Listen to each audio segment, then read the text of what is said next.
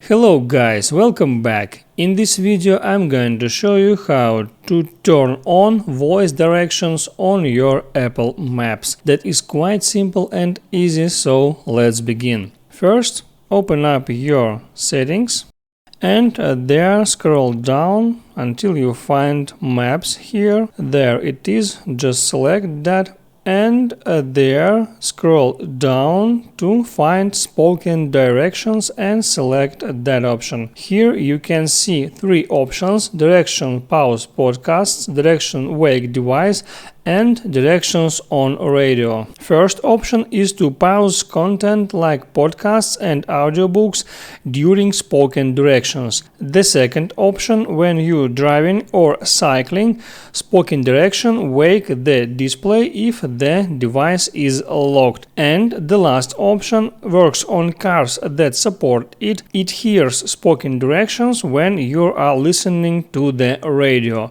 So these two options are turned on by default. If you need the third option, you also can turn it on, or you can turn both of them off if you need that. I hope it helps you, so before you go, please like and subscribe.